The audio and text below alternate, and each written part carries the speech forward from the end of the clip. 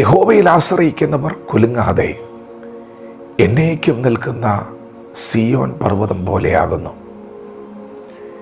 യഹോവയിൽ ആശ്രയിക്കുന്നവർ ഉറച്ചു നിൽക്കും, അവർ കുലുങ്ങാതെ നിൽക്കും. എന്നേക്കും നിൽക്കുന്ന, ഉറച്ചു നിൽക്കുന്ന പർവ്വതം പോലെ അവർ നിൽക്കും. നിങ്ങൾ ദൈവാശ്രയമുള്ളവരാണോ? അങ്ങനെയെങ്കിൽ ഇന്ന് പകൽ നിങ്ങൾ കുലുങ്ങാതെ ഉറച്ചു നിൽക്കും. ദൈവം നിങ്ങളുടെ കാലുകളെ ഉറപ്പിക്കും. ഭയം നിങ്ങളെ കീഴടക്കുകയില്ല. നിങ്ങൾ ഉറച്ചു നിൽക്കാൻ പോവുകയാണ്. ദൈവാശ്രയമുള്ളവരാകുക. പ്രിയപ്പെട്ടവരെ, അല്പം കൂടെ നമുക്ക് ദൈവത്തിൽ ആശ്രയിക്കാം. നമുക്ക് വേണ്ടി പ്രവർത്തിക്കുന്ന ഒരു ദൈവമുണ്ട്. ആശ്രയിക്കുന്നവരെ അറിയുന്ന ദൈവം, അന്വേഷിക്കുന്നവരെ ഉപേക്ഷിക്കാത്ത ദൈവം. ഇന്ന് പകൽക്കാലം ആശ്രയിക്കുന്ന നിങ്ങൾക്ക് വേണ്ടി എഴുന്നേൽക്കാൻ പോവുകയാണ്. ദൈവഭക്തനായ ദാനിയേൽ ഒരു വാർത്ത കേട്ടു.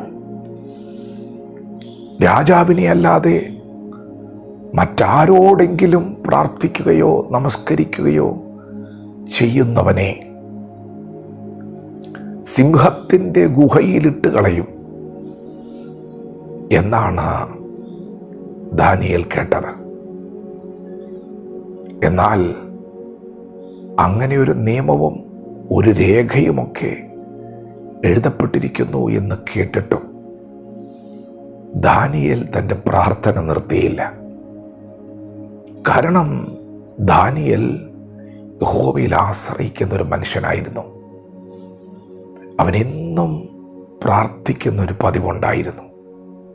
ദിവസവും 3 നേരം പ്രാർത്ഥിക്കുന്ന ഒരു പതിവ്.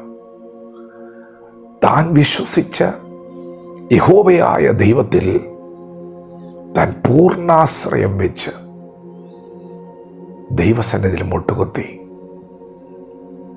രാജാവിനെ അല്ലാതെ മറ്റാരെങ്കിലും നമസ്കരിച്ചാൽ അവനെ സിംഹത്തിൻ്റെ ഗുഹയിലിട്ട് കളയും എന്ന വാർത്ത കേട്ടിട്ടും ഭയപ്പെടാതെ ദൈവത്തോടുള്ള ഭക്തി മുറുകെ പിടിച്ച് ദൈവാശ്രയമുള്ളവനായി മുട്ടുകുത്തിയപ്പോൾ,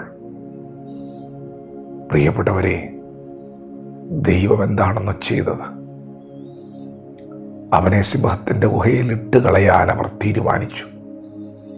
സിംഹത്തിൻ്റെ ഗുഹയിലേക്ക് വീണപ്പോൾ ദൈവം തൻ്റെ ദൂതനെ അയച്ച് സിംഹത്തിൻ്റെ വായ അടപ്പിച്ചു കളഞ്ഞു.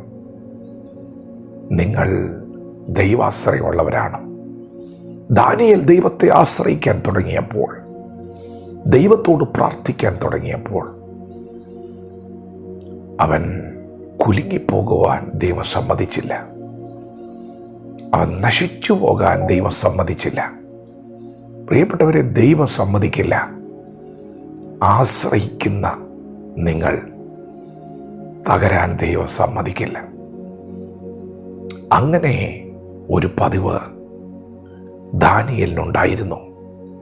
എന്നും ഒരു പതിവ്, പ്രാർത്ഥിക്കുന്ന ഒരു പതിവ്. നാം എത്രത്തോളം ദൈവാശ്രയമുള്ളവരാണ്? പ്രിയപ്പെട്ടവരെ, അങ്ങനെ ഒരു പതിവ് നിങ്ങൾക്കുണ്ടെങ്കിൽ ആ പതിവ് നിങ്ങളുടെ കഷ്ടകാലത്ത് നിങ്ങൾക്ക് ഉപകരിക്കും. ദൈവാശ്രയമുള്ളവൻ കുലുങ്ങുവാൻ ദൈവം സമ്മതിക്കുകയില്ല. അവൻ എന്നേക്ക് നിൽക്കുന്ന പർവ്വതം പോലെ പ്രതിസന്ധികളുടെ നടുവിൽ ഉറച്ചു നിൽക്കും. നീ കുലുങ്ങിപ്പോകുവാൻ ദൈവം സമ്മതിക്കുകയില്ല. കൂടുതൽ ദൈവാശ്രയമുള്ളവരാകാം. ദൈവം നമ്മെ ഓരോരുത്തരെയും പകൽ അനുഗ്രഹിക്കുമാറാകട്ടെ. ആമേൻ.